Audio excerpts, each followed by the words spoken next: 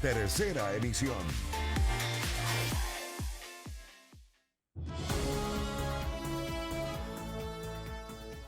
Esta noche, en el informativo, tras los racionamientos programados de electricidad a nivel nacional, en Santo Domingo, los cortes de energía se registraron en diferentes horarios dependiendo los sectores de la ciudad. La pensión alimenticia para el cónyuge es una normativa que se encuentra vigente en Santo Domingo. Sin embargo, la validación de esta acción legal, según expertos, no es muy recurrente. Habitantes de la calle Óscar Efrén Reyes hacen un llamado a las autoridades solicitando su arreglo, ya que consideran que es un sector desprotegido. En lo nacional, en Ecuador, los prolongados cortes de luz han comenzado a generar pérdidas económicas que afectan a todos los comercios, tanto pequeños como grandes. Y en lo internacional, 2 muertos en México por el huracán John, que se degradó a tormenta tropical tras tocar tierra. Esto y mucho más, a continuación.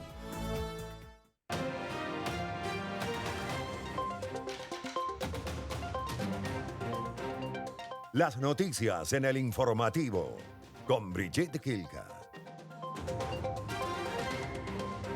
Buenas noches, bienvenidos a la tercera emisión de El Informativo a través de la señal de Majestad Televisión. Gracias por acompañarnos este martes 24 de septiembre de 2024.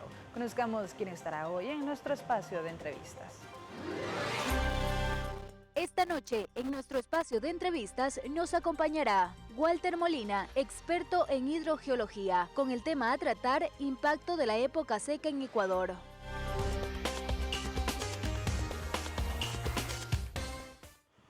Un hombre fue asesinado con varios disparos en la ciudad de Manta, en Manabí. El crimen ocurrió cerca de una unidad educativa. Como José Luis Eduardo Cedeño, de 44 años, fue identificado el hombre asesinado en la calle 309 y avenida 223 del barrio San Antonio, en Manta, provincia de Manabí. La víctima fue abordada por sicarios que se movilizaban en una motocicleta. No, la persona fallecida, la quien iba manejando el vehículo, por tratar de escapar del evento violento, intenta salir por la puerta del copiloto. No, por lo general siempre existe esa presunción que abandonan un vehículo, lo incineran, pero en este caso no hay ningún vehículo incinerado ni abandonado. Tras la alerta del crimen, la policía llegó al sitio para realizar el respectivo procedimiento. Asimismo, llegó un contingente militar para resguardar la zona. En la escena del crimen se encontraron 20 indicios balísticos. Según los indicios recabados, existen vainas 9 milímetros y .45. Aparentemente son 2 armas. Tenemos que determinar si estas armas están inmersas en algún otro evento delictivo. Hasta el momento, el distrito Manta, que también comprende Montecristi y Jaramijó, suma 223 muertes violentas en lo que va del 2024. Un ataque armado se registró el día de ayer, lunes, en la vía Daule, dejando 2 muertos y un herido. Conozcamos la versión o la posible hipótesis que maneja la Policía Nacional. Miércoles, qué mal, Dios mío. Ocurrió en la zona de estacionamiento del Teatro Centro de Arte en la vía Daule. 3 personas fueron atacadas a tiros cuando se movilizaban en un vehículo. Alertados de un hecho delictivo. Como ustedes miran aquí, hay 2 vehículos que están involucrados por el momento. El vehículo que se encuentra en la parte de atrás, preliminarmente le habría interceptado al vehículo de adelante y de ahí bajaron algunos individuos que dispararon. Tenemos 2 personas fallecidas y una persona que está herida. Conocemos en forma preliminar que el conductor y la persona que está en la parte de atrás serían justamente el conductor y el custodio de esta persona que está herida. La balacera quedó registrada en videos aficionados. Allí se ve a los sujetos disparar contra las víctimas que estaban al interior del automotor. Luego escapan en otro vehículo que los esperaba metros más adelante.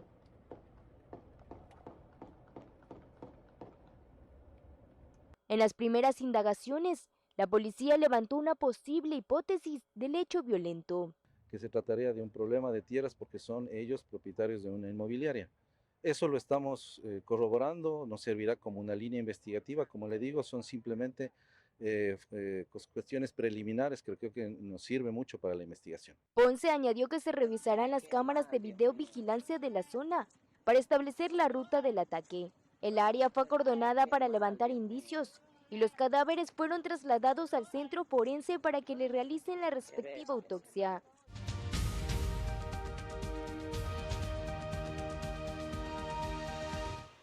Las desconexiones que se llevarán a cabo en 3 horarios, tanto en la parroquia La Unión como en el cantón La Concordia, pues genera malestar y preocupación en los ciudadanos. El cronograma de cortes de energía que fue anunciado ya por la Corporación Nacional de Electricidad genera preocupación y también inconformidad en la ciudadanía.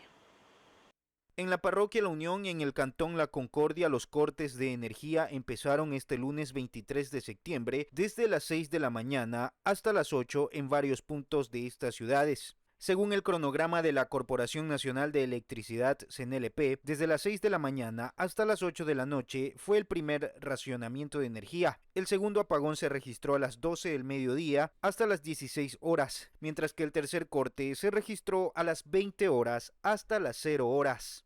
Según la programación de cortes del Servicio de Energía Eléctrica, las desconexiones en estos horarios están programadas en sectores como La Unión, La Concordia, La Independencia, Monterrey, Plan Piloto, La Villegas, La Abundancia, Puerto Quito, toda la vía Quinindé hasta la parroquia La Unión y Flor del Valle. Este martes, los cortes de electricidad empezarán desde las 6 de la mañana hasta las 8 de la mañana.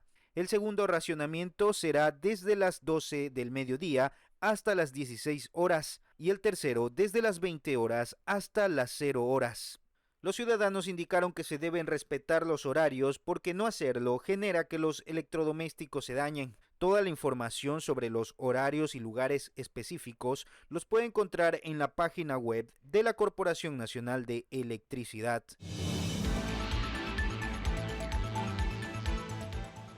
Tras los racionamientos de electricidad que se han presentado desde el lunes 23 de septiembre hasta el 20, y que se van a presentar hasta el 29 de septiembre en Santo Domingo de los Áchilas, los cortes de energía se registraron en diferentes horarios dependiendo los sectores de la ciudad. Conozcamos qué sucedió en Santo Domingo debido a estos cortes.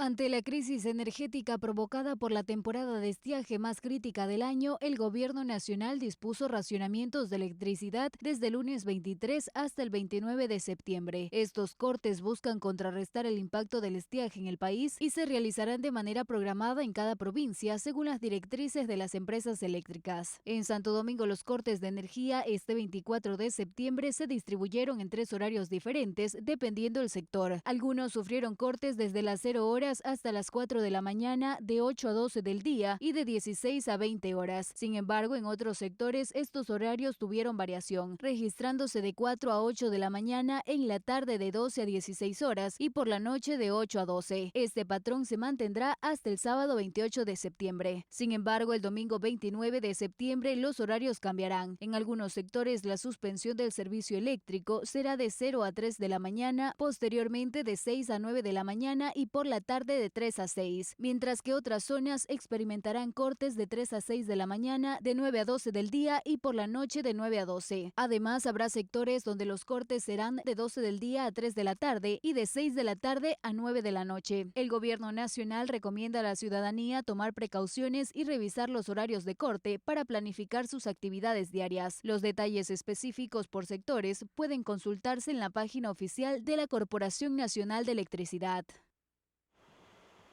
A nivel nacional, el gobierno de Ecuador emitió un comunicado en el que daba a conocer que cubrirá ciertas planillas de los ecuatorianos. Según expertos en el tema, en esta expectativa que tienen pues las familias santodomingueñas, habrá que ver hasta cuánto se cubre con respecto a los 180 megavatios que el gobierno exige consumir para poder costear estos gastos.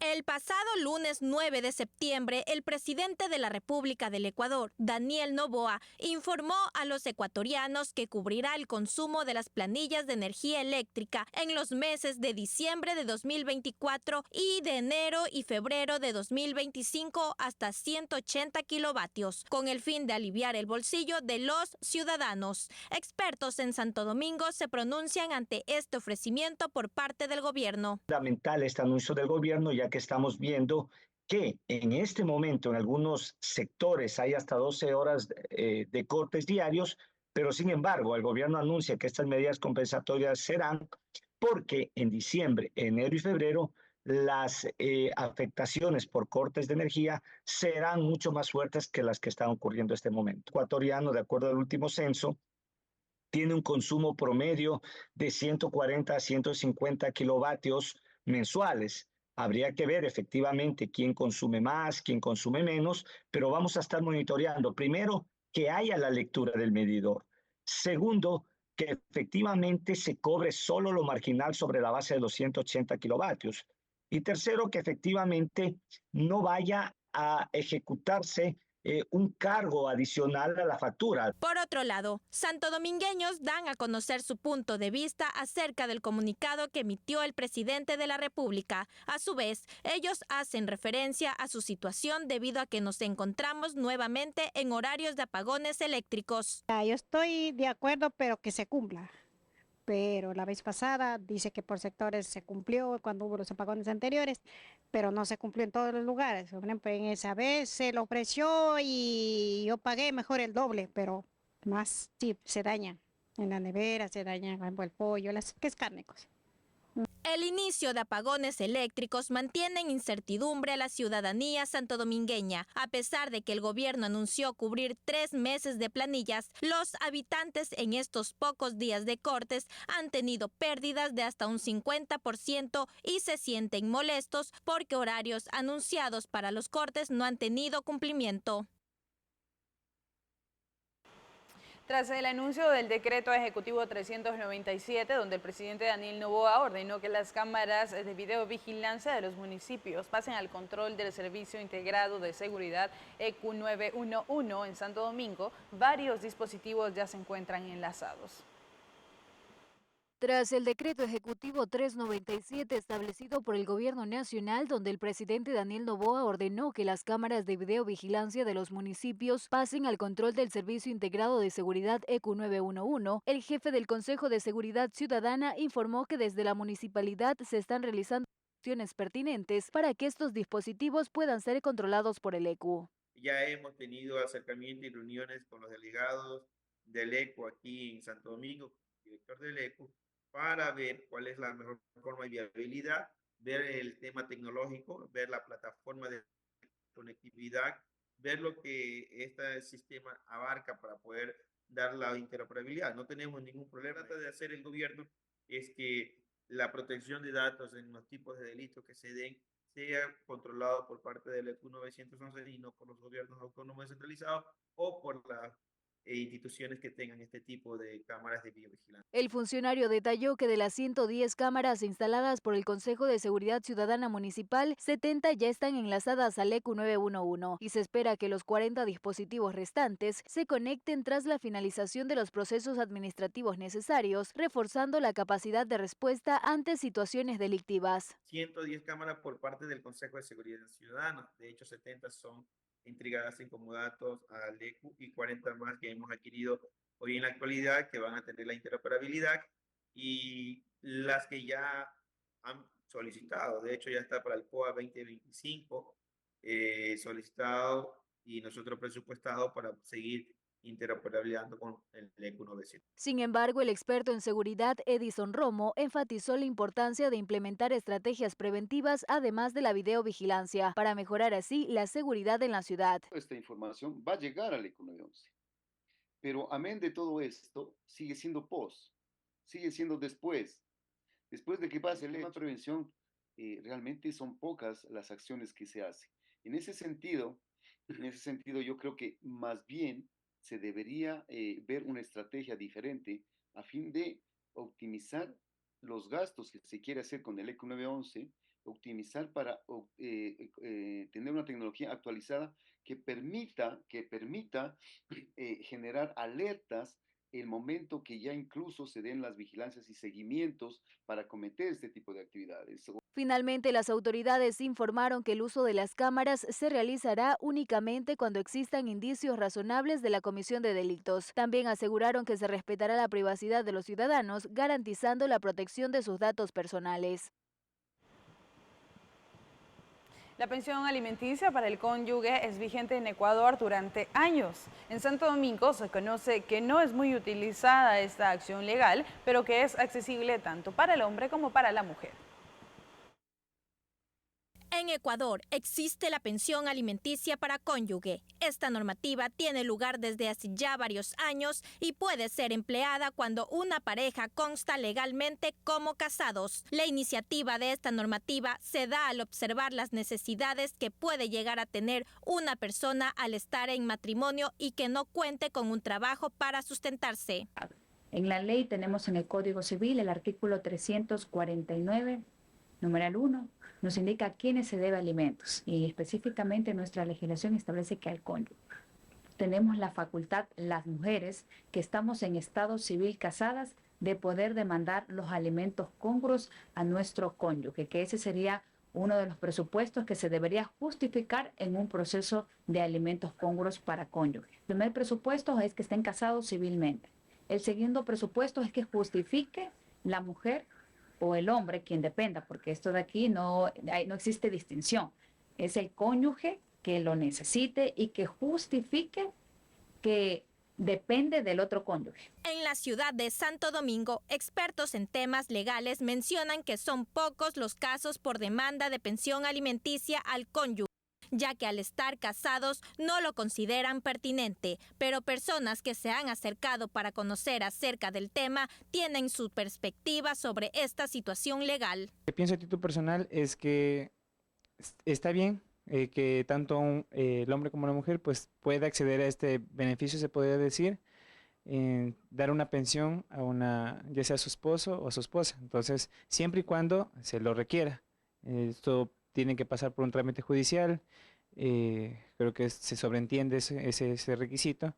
Entonces, para mí sí, siempre y cuando sea en justa razón para las personas. Según cifras del Instituto Nacional de Estadística y Censos, hasta el 2023 en Ecuador había un total de 16.938.986 personas, de las cuales un 51.3% son mujeres y un 48.7% son hombres. De esta cantidad existen cientos de hombres y mujeres que por alguna razón dependen de su cónyuge, pero en la mayoría de casos no acceden a temas legales para adquirir una pensión alimenticia. La escasez de maíz debido a la falta de agua está empezando a afectar a los productores y distribuidores en el sector avícola. A pesar de que en Santo Domingo el valor de la cubeta de huevos se mantiene, no se descarta un posible aumento en los próximos días. El maíz duro amarillo cada día se encuentra con menos probabilidad. Aquello afecta directamente a las industrias productoras de alimentos balanceados y a su vez a quienes se dedican al sector avícola. En Santo Domingo, quienes se dedican al cuidado de pollos mencionan que la escasez de maíz les afecta a ellos y también a la producción de huevos, que estaría propenso a subir su valor. En la economía actual que estamos,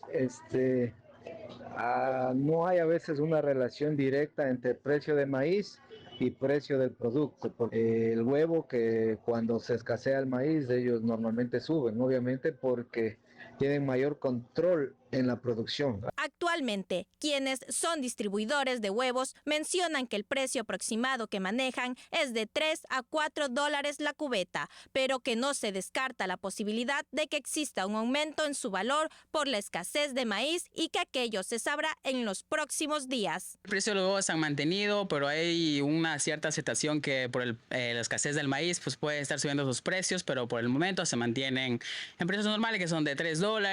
Aquí en unos 2 días se podría ver, porque digamos ahí las granjas comienzan a sacar nuevos precios y entonces ahí puede elevar a incluso hasta $3.50 a $4 la cubeta. Ya de ese precio no excederían.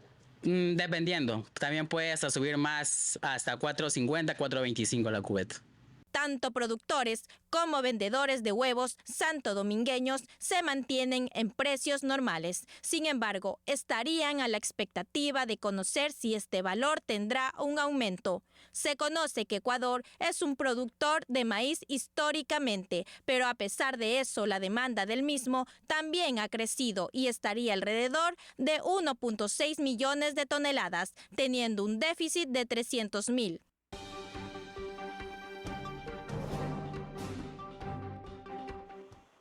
Avanzamos con nuestro espacio de entrevistas. Se encuentra ya con nosotros el ingeniero Walter Molina. Él es experto en hidrogeología y pues también vamos a hablar acerca de este tema que es importante, ¿no? Más ahora en esta época en donde estamos enfrentando una crisis energética a raíz de la sequía y cuál es el impacto de esta época seca en Ecuador, a pesar de que no es solo en Ecuador, sino en todo el país que se está viviendo esto. Buenas noches, bienvenido.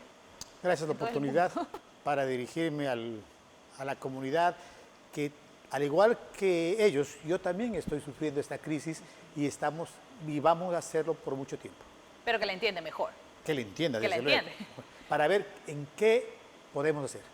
Así es, ingeniero, los problemas que estamos ahora teniendo con el tema de los apagones, de los racionamientos, los problemas energéticos que estamos teniendo, ha dicho el gobierno que se debe justamente a que no hay agua, a que no llueve, a que se está terminando el agua que había en los ríos. ¿Es esto cierto? ¿Cómo funciona allí el tema?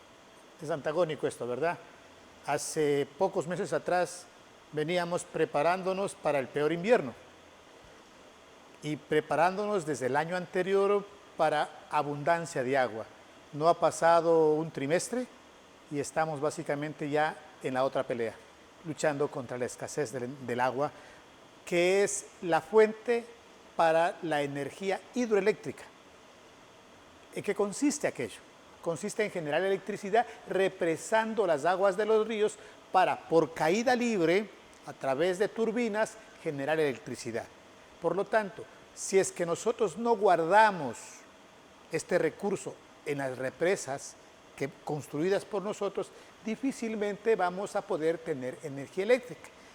¿Cuál es la materia prima? El agua. ¿De dónde viene el agua? Gracias, Diosito, por caernos del cielo, ¿verdad? Hay que darle gracias. Por eso se llama precipitación, porque precipita, porque cae. Y desgraciadamente estamos en un proceso que se debe justamente a la hermana gemela del fenómeno del Niño, que es la niña. Y contrario a lo que genera el fenómeno del Niño, la niña vuelta provoca escasez de humedad en el ambiente y por lo tanto, al no haber humedad en el ambiente, no va a precipitar el agua o la lluvia, por lo tanto tenemos escasez de agua. ¿Hasta cuándo y cómo se va a tener esta influencia? O sea que si no llueve no hay agua, ¿no? Y si no hay agua no hay luz. Así funciona en Ecuador. Así funciona. No solo el Ecuador, funciona el mundo entero. Pero mencionaban también de algunos recursos para que no dependamos del agua estricta, para que la electricidad no dependa estrictamente del agua. Bueno, habría que buscar las energías alternas. La energía alterna, la principal que hemos venido siempre funcionando, es la de combustible, la energética, que necesitamos poner a los generadores eléctricos con combustible para que estos nos transformen aquella energía y nos den electricidad. Por eso se hablaba mucho de las barcazas que venían de otro lado, que íbamos a contratar, sí, pero eso solo es un pequeño volumen que se da. Pero recordemos que nosotros... Y que va a ser insostenible. Sí, y que nosotros lo compramos a Colombia y nos ayudábamos, pero ya nos peleamos con Colombia, así que también nos restringieron por ahí el tema de la entrega de energía, y también ellos atraviesan problemas graves por falta de agua, porque la escasez no solamente es en nuestro país, es en la región. Y nosotros, pues, el fenómeno del niño o la niña no es puntual ni solo para nosotros, es global. Así que tendríamos que analizarlo aquel tema. Pero bien, ¿qué pasa con la energía? Nuestras estaciones hidroeléctricas, las más grandes, se ubican en la cordillera de los Andes, que en dirección hacia el oriente, hacia la Amazonía. Recogen agua básicamente de los ríos que salen de la sierra y se dirigen hacia el oriente. Solo por 3 puntos, pero básicamente 2, los más principales, a través del río Paute y a través del río Pastaza. ahí se encuentran las dos hidroeléctricas más grandes que tenemos. Y la otra que es el Codo Sinclair, que básicamente nace en los ríos que cogen y recorren por la cordillera real. No viene de la sierra que, digamos, le aportamos. Mejor la sierra les roba a ellos del oriente y los trasladan para dar agua potable a Quito. ¿Ya? Desde este punto de vista, si es que en el país lloviese todo homogéneo, no habría problemas, pero en el país no llueve de una manera homogénea.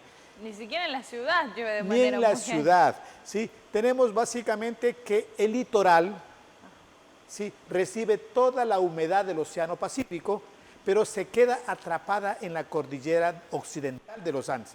No traspasa a la sierra, peor al oriente. Afortunados los que vivimos, como Santo Domingo, al pie de la cordillera, porque al tener humedad, pues tenemos lluvia. Esto no sucede en la sierra, porque el aire no traspasa la cordillera, y es justamente, si tuviéramos aquí unos mapas que desgraciadamente no los pueden presentar, lo podríamos ver que en la región interandina es donde menos llueve en el país. Llueve en la costa, llueve en la sierra, pero en el oriente es el lugar donde menos llueve en el país. Pero afortunadamente, por ser un callejón, tener un valle, recoge el agua de todo este sector y sale por unos determinados ríos, en este caso por el Pastaza o por el Paute. De Paute recoge el agua de el Azuay y del Cañar y sale hacia abajo. Como el recorrido del río es grande, podemos instalar, hay 3 estaciones de represamiento del agua, pero hasta una cierta capacidad tiene para excedernos. Lo mismo la de Baños, ahí tenemos la otra represa. ¿Qué es lo que va a suceder? Que al escasear la humedad en el ambiente va a disminuir la lluvia promedio que cae en la región. Es decir, acá en Santo Domingo, en época de pluviosidad normal, que es desde diciembre hasta el mes de mayo, llueve a promedio de 400 milímetros. Este volumen, con el fenómeno de la Niña, aunque llueva aquí, va a ser la mitad posiblemente. Y si es mucho más severo, la cuarta parte. Pero resulta que el periodo de la Niña o la Niña no es anual, dura más o menos 3 años a 4. Por tanto, si comenzamos recientemente esta temporada de disminución de la pluviosidad de la época lluviosa, peor de la época de estiaje, va a ser mínima, por lo tanto, año tras año va a disminuir el volumen de agua. No solamente vamos a disminuir la capacidad de reserva que tenemos en las represas, sino que tampoco vamos a tener producción agrícola. Porque afecta a las tierras. Porque definitivamente va a bajar y ya mismo comenzamos a especular con los precios. Cuando tuvimos el anuncio del que va a llegarnos el fenómeno del Niño, subió inmediatamente el costo del arroz, pero fue automático. Ya mismo van a comenzar, antes hablaba de los huevos, pero los huevos no tienen nada que ver, ¿verdad? Son las gallinas, pero las gallinas necesitan del maíz, y el maíz básicamente produce con la lluvia. Entonces es un ciclo que requerimos. Por lo tanto, la escasez de la lluvia va a producir escasez de energía eléctrica y por lo tanto menor cantidad para generar luz. Tampoco va a haber para los pollitos. No vamos a poder criar pollitos porque ellos requieren también luz para su crianza. Y en sí la producción de todos los víveres, cualquier fruta, verdura, las fábricas necesitan básicamente de energía eléctrica, aunque tienen energía alternativa, que es la de generador eléctrico a través de generador, digamos, a motor a través de combustibles, pero también va a escasear aquello. Porque el tener generador eléctrico implica más gastos, por ejemplo, entonces más costo. Entonces, al implicar más costo la producción, también va a subir el precio de venta al público. Si yo no tengo agua para sembrar, tampoco lo voy a necesitar a mis empleados, a mis trabajadores, por lo tanto va a haber despido de trabajo. Entonces, todo este elemento tenemos que nosotros comenzar ya a pensar. En ningún momento trato de ser negativo. Trato básicamente de informar a la comunidad que esta sequía, entre comillas, esta disminución de volumen de humedad y traducido volumen de agua, no es solamente para esta época. Posiblemente se traslade a 2 o 3 años en función de cuánto dure el fenómeno de la Niña. Que va a haber estaciones lluviosas y estaciones poco lluviosas, sí lo va a haber, pero va a ser mucho menor a lo que estamos acostumbrados y no va a ser suficiente para lo que requerimos, tanto para energía eléctrica como para la producción. No va a ser suficiente para la demanda que tiene el país, lamentablemente, y eso no quiero juzgar antes, voy a consultarle a usted. ¿Hace cuánto tiempo pudo haber sabido el Estado, el Ministerio de Energía y Minas, pues el Ministerio de Producción, que también está involucrado, de lo que iba a suceder ahora para poder prevenirlo? Yo anuncié hace más de 3 meses que se venía esto, ¿no? Pero esto es una política... Pero con problemas energéticos pero esto es una política nacional. Pero si es que es nacional, también estamos nosotros como ciudadanos involucrados en la temática. Es decir, el racionamiento ya se debió haber venido hace tiempo atrás.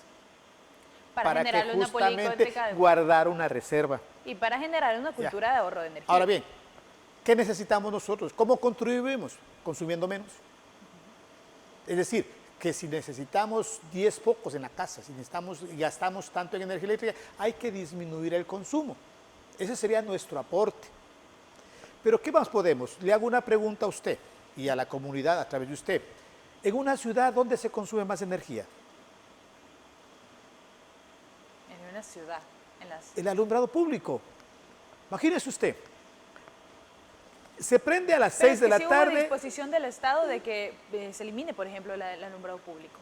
Eso hay que eliminarlo. Es una política ya de cada provincia. De Santo Domingo ya inició con eso. Imagínese, que nos quiten toda la energía a casas y a la calle durante las noches, básicamente la inseguridad es increíble. Pudiendo básicamente, por lo menos, dejar que internamente las viviendas tengan energía eléctrica y que ya al dormir básicamente va a reducirse casi al 90%, y las calles pasan día y noche prendidas. Entonces, lo lógico sería buscar cómo eliminar al menos a partir de una determinada hora. ¿Qué tal a partir de las 10 de la noche? Hasta las 5 de la mañana, la energía de las calles. Por último, a partir de la medianoche, como lo están haciendo. Pero para solo las calles. Solo las calles. No necesitamos que nos quiten aquí. Por lo tanto, ¿por qué tiene que ser la medianoche? ¿Por qué no antes de eso? Si, sabiendo que a pocos días vamos a quedarnos sin luz 24 horas. Entonces habría que buscar, yo la veo, esa es la medida más racional y más controlable de parte del Estado para aquello. Quitar básicamente de las calles el alumbrado público a partir de una determinada hora donde no haya mucho flujo ya.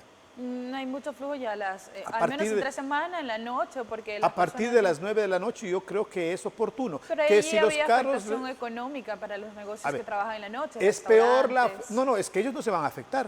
Ellos siguen teniendo energía eléctrica interior. Lo que estamos es el alumbrado público, el de las calles, que esa no se apaga. Estamos hablando, si usted se va a trasladar, usted va en su carrito, va con la luz, su carro va iluminado, tiene energía propia, ¿no? Por lo tanto, sí sería un incentivo para básicamente nosotros continuar. Es una idea muy inteligente. Sí, sus negocios tampoco se cerrarían. Fíjese usted. Mantienen abiertos, lo único que es el traslado suyo buscaría una manera segura tanto para dejar su carro como para llegar allá, eso es lo único que tendría, pero usted tendría energía, sus productos en su casa no se dañarían, su negocio al día siguiente usted podría levantarse tranquilamente a venderlos y a prepararlos. Y realmente en la noche es cuando menor consumo de energía hay, o es un poco contradictorio, porque en la noche normalmente usted y yo vamos a salir de aquí, vamos a ir a nuestra casa, a cocinar, a ver televisión, quizá a cargar el teléfono. Bueno, ese es un razonamiento que lo hago. Los entendidos en manejar la energía pública son los llamados a presentar esta alternativa. Y eso solamente es una inquietud que la tengo. ¿Ya? Pero es muy prudente, porque el alumbrado público, al menos aquí en Santo Domingo, que está alumbrada toda la ciudad por donde usted camine, hay carreteras, muchísimo. De aquí hasta el Carmen, o aparte en mitad del carretero está iluminada la vía, ¿sí? Y hay tramos bien largos. No es necesario. Por el momento, ante esta crisis, no es necesario, básicamente, para mi concepto, mantener tanto tiempo el alumbrado público, para mí. Mantengamos la luz eléctrica interna en las casas, pero quitemos lo de afuera. Me parece que sería una medida algo recomendable. ¿No? Eso es lo uno. Lo otro, básicamente, nosotros reducir nuestro consumo, que es lo más... Y aquí están básicamente para las personas que administran las ciudades. No solamente aquí, en todos lugares. Necesitamos básicamente que en nuestro alumbrado público tener ya con cargadores solares. ¿Sí? Es decir, si queremos básicamente que esto no nos suceda, porque esto lleva para largo plazo, ahorita. Pero ojo, las represas tienen su tiempo de vida. No pasan más allá de 80 años, 50 años, 70 años, y las que tenemos ya están abuelitas. Están llenas de sedimentos y no tienen la capacidad de reserva de agua suficiente.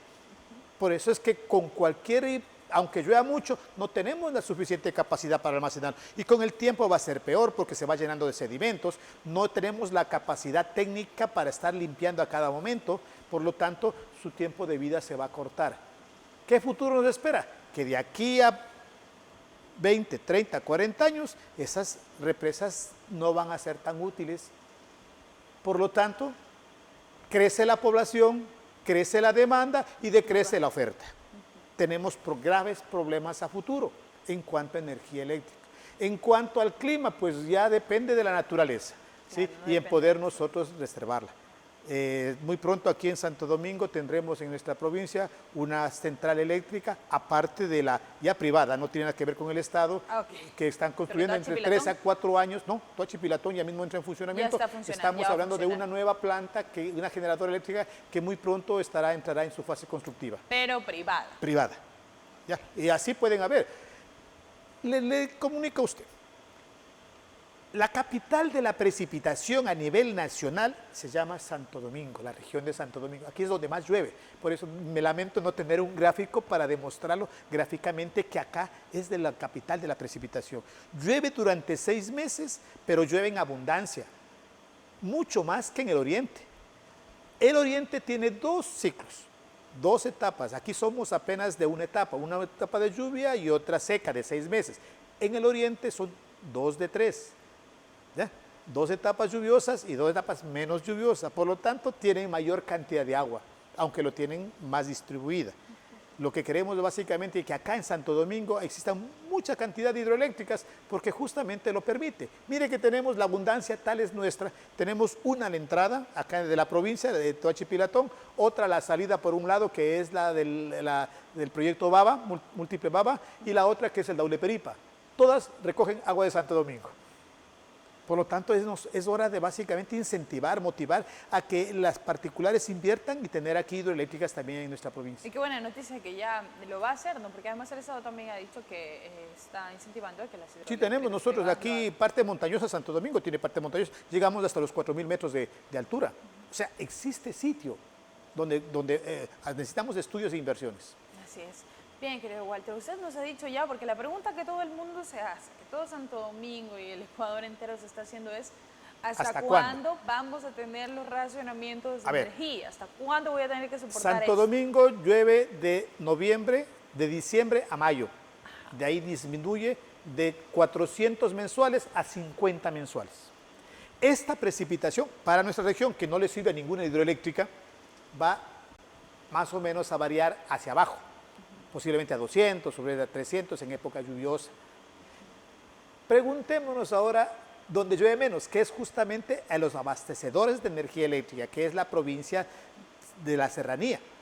Allá llueve, en Azua llueve menos de 1.000, o sea, la cuarta parte de lo que llueve acá. Con esta escasez, pues simplemente estará llegando a los 500 en el año.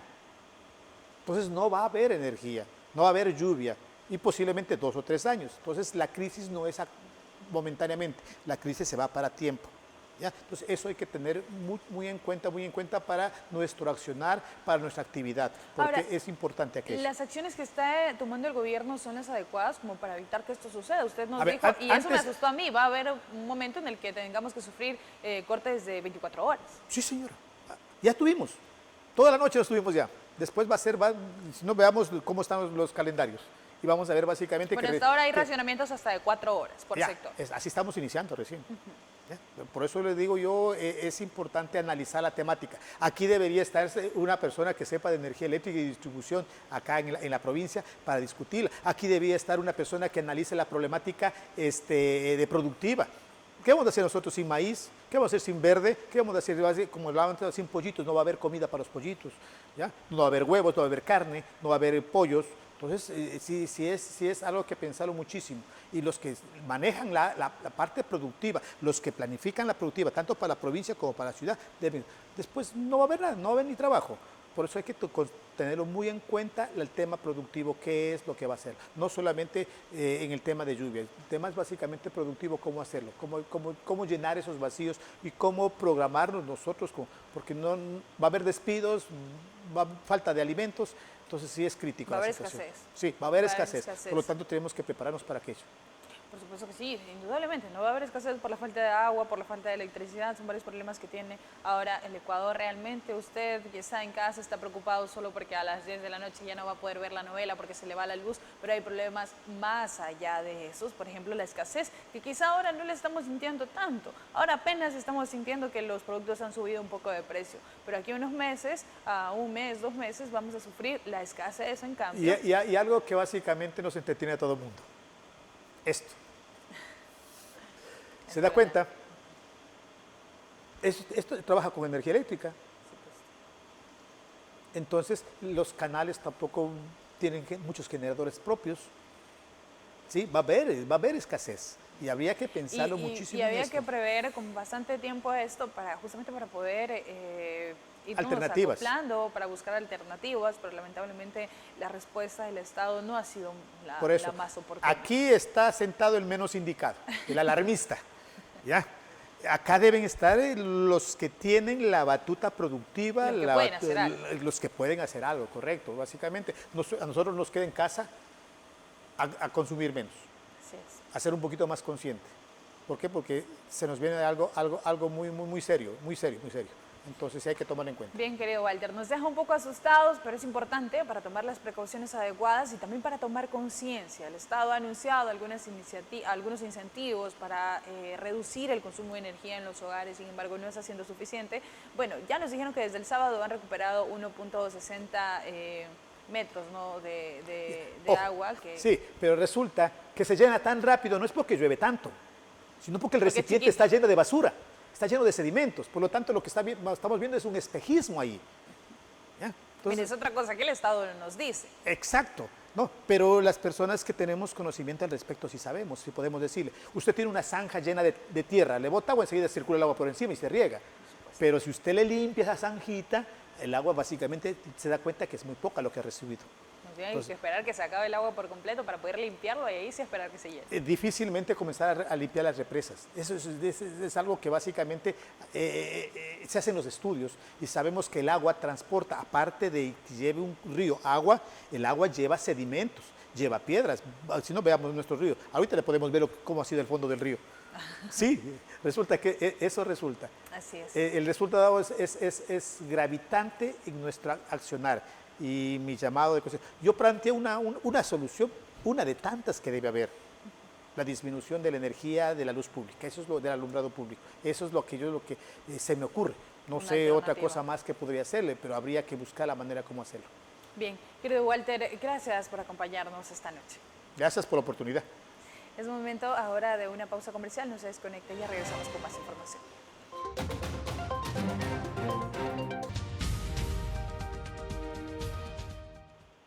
Habitantes de la calle Óscar Efrén Reyes hacen un llamado a las autoridades locales porque solicitan que la calle ya mencionada sea arreglada, pues consideran que es un sector desprotegido. Pobladora de la calle Óscar Efrén Reyes muestra su molestia ante la situación en la que vive junto a sus vecinos, ya que menciona que habita en el sector desde hace ya varios años y nunca ha observado que alguna autoridad se muestre preocupado por ellos. Por aquí yo vivo desde el 1980 y esta calle nunca la han arreglado. O sea, de la transversal para allá han arreglado, pero para acá ya no. El polvo en el verano es tremendo. Ahora como ya no llueve ni nada, estamos muy mal por aquí. Habitantes de este sector mencionan que transitar por las calles es totalmente inseguro, puesto que al no contar con patrullaje constante hace que los antisociales merodeen la localidad haciendo de las suyas. Terrible, con eso 16 de marzo es terrible. y de miedo de hablar la gente. Las personas que son residentes de este sector hacen un llamado de auxilio a las autoridades competentes y a su vez a servidores policiales, ya que no solo están propensos a enfermedades, sino también a que algún antisocial acabe con sus vidas. Avanzamos con más información de la comunidad. Ciudadanos que transitan por la calle Río Baba o Río Saloya denuncian el mal estado de estas vías y solicitan a las autoridades municipales reparar los daños para mejorar sus condiciones y la circulación de los vehículos. Los adoquines de la calle Río Baba y Río Saloya se encuentran en pésimas condiciones. El paso de los años y el alto tráfico vehicular que se genera en esta zona han ocasionado el desgaste de los mismos. Quienes circulan a diario por este sitio señalan que este deterioro vial provoca daños en sus vehículos. Afecta más que nada al vehículo de uno, que es un medio de transporte para el trabajo, entonces deberían sí darle más mantenimiento porque ya lleva años esto es la misma situación, que pongan más énfasis en todo lo que son las carreteras, no tanto las principales, sino las transversales, que le den buen mantenimiento. El comercio se mueve mucho aquí en esta ciudad y necesitamos como habitantes, nos sentimos perjudicados y que sea pues la obra, el alcalde que tenga conocimiento de lo que es la calle de la Río Baba, como tenemos el problema en la esquina.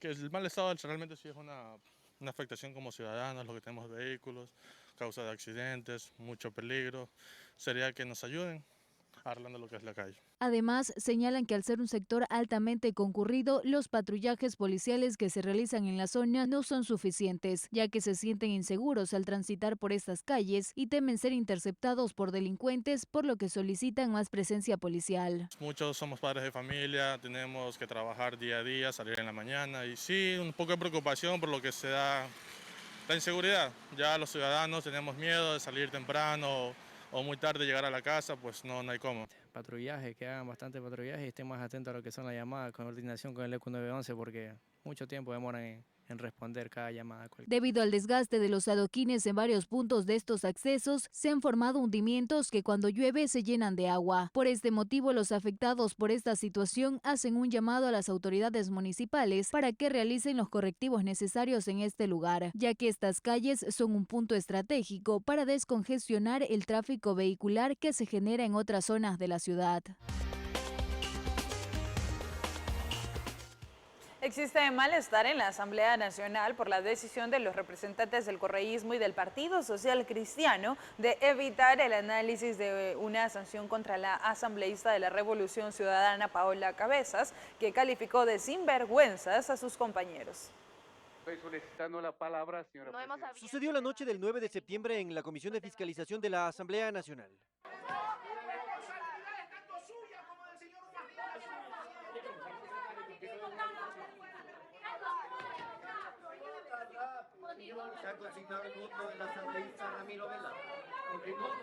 La asambleísta Paola Cabezas llamó sinvergüenzas a sus compañeros, mientras analizaban el archivo del juicio político a la fiscal general del Estado, Diana Salazar.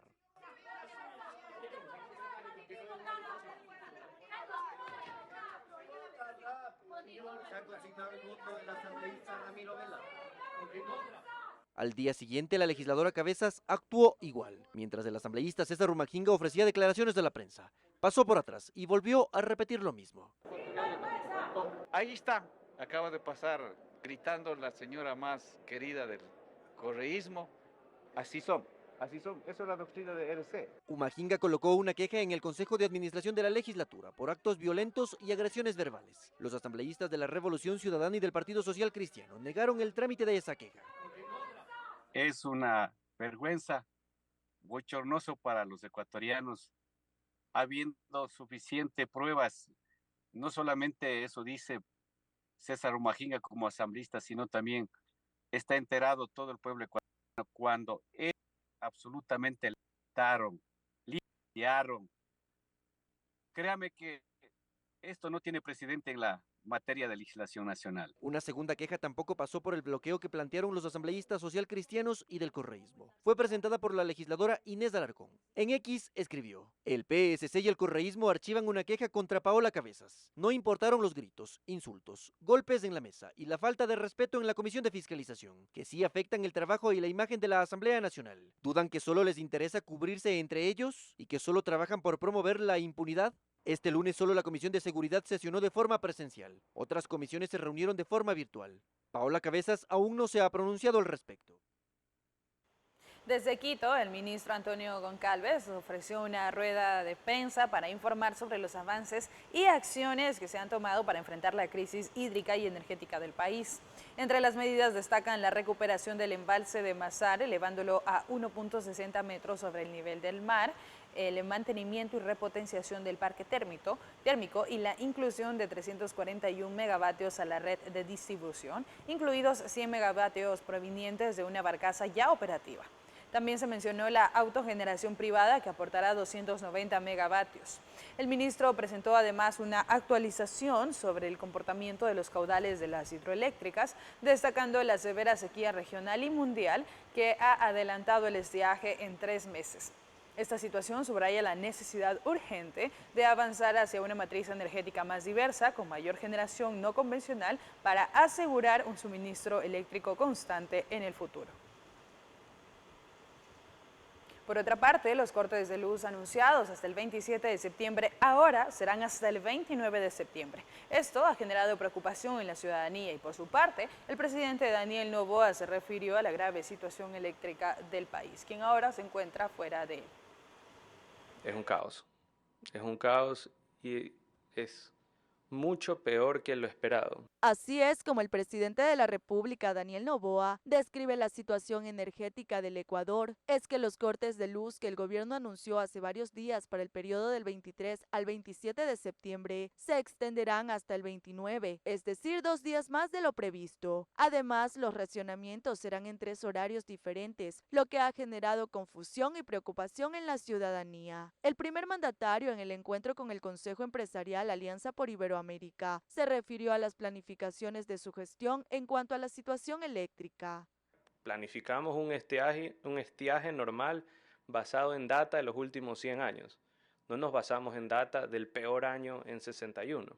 Asimismo, hizo un balance de la generación que su gobierno ha gestionado y no desaprovechó la oportunidad para comparar con administraciones anteriores. Somos los que más generación han añadido al grid.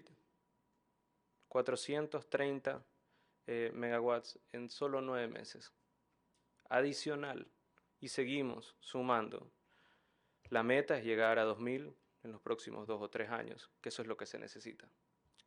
En promedio, en el correísmo, que fue el gobierno que más generación añadió por año al Ecuador, el promedio fue 320. En cuanto a los racionamientos que iniciaron este lunes 23 de septiembre, en algunos lugares la primera franja no se cumplió según lo estipulado. Esto habría sido por mejoras en las condiciones de la empresa eléctrica Centro Sur. Lo cierto es que también existe malestar en la población debido a que la información sobre los horarios de cortes fue emitida casi a la medianoche del domingo 22 de septiembre. Sobre esto, la ministra de Ambiente, Inés Manzano, quien por disposición de Noboa preside el COE Nacional, asumió su responsabilidad y pidió disculpas. Por su parte, el viceministro de Gobierno, Esteban Torres, señaló que los cortes de luz obedecen también a que deben precautelar las infraestructuras hidroeléctricas para evitar daños. Las medidas que se conocieron en la medianoche de ayer responden, entre otras cosas, y a pesar de un leve aumento del caudal, especialmente en la zona del Austro, a precautelar también el funcionamiento permanente de las instalaciones públicas, porque lo que puede significar todo esto es que se podría estar dañando una de las hidroeléctricas si no tomamos las previsiones del caso, con un daño mucho mayor, por supuesto, en el tiempo. Cabe señalar que la ciudadanía puede consultar los horarios de cortes de luz en las páginas oficiales de las 11 unidades de negocio de CENEL. Bien, avanzamos con información en este momento. A raíz de los racionamientos de energía en el país, la capital, Azuaya, pierde más de $1 millón por horas en ventas. Para mitigar estas pérdidas, la Cámara de Industrias de Cuenca solicitó el cumplimiento riguroso de los horarios de cortes de luz mientras contribuyen con el uso de generadores eléctricos, ya que mencionan en Cuenca que no se están cumpliendo con los horarios establecidos por CENEL. Recién estamos comenzando con los cortes que se y las pérdidas por hora para el sector productivo de la capital Azuaya superan $1 millón. Cuenta Andrés Robalino de la Cámara de Industrias de Cuenca. Si hay una planificación correcta, sin estas noticias de medianoche para informar lo que va a pasar al siguiente día, potencialmente podrían reducirse, pero impacto va a darse. Es imposible pensar que una empresa que tiene 3 turnos, una industria que tiene tres turnos y le quitan la mitad o peor aún el tiempo total de un turno, va a seguir produciendo lo mismo. Los cortes de energía han provocado que los sectores industrial, productivo y más actividades comerciales del país prendan sus generadores eléctricos. Un parche a la situación, menciona el empresario. Más o menos 200 megawatts es lo que generan un poco más, es lo que generan los generadores privados a nivel nacional. Entonces no se soluciona el problema. Todos estamos conscientes que el déficit es más o menos de 1.450 megawatts. El gobierno ha dicho que los apagones continuarán al menos por esta semana. Robalino insiste con la planificación, pues los cambios de horario representan un impacto a un sector que en los 6 primeros meses del año ya venía atravesando por momentos complejos. Algo de recuperación en julio y agosto, pero volvemos nuevamente y seguramente a una recesión económica que va a afectar al empleo, va a afectar a la tributación para el próximo año. Uno de los temores más grandes es la generación del empleo formal. Esperan no verse obligados a tomar decisiones mucho más complejas.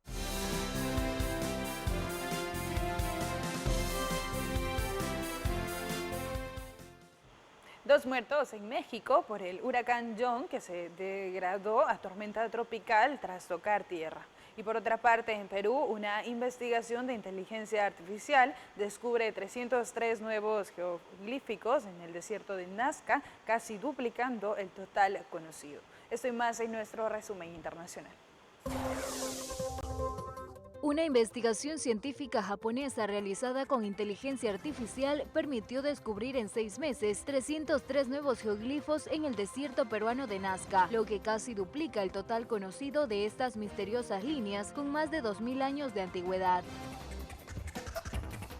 Al menos 2 personas murieron en el sur de México por el paso del huracán John, que tras tocar tierra el lunes por la noche con categoría 3, se degradó este martes a tormenta tropical, informaron las autoridades. Es inaceptable que América Latina y África no tengan un asiento permanente en el Consejo de Seguridad de la ONU, denunció este martes el presidente de Brasil, Luis Ignacio Lula da Silva, ante la Asamblea General de la ONU.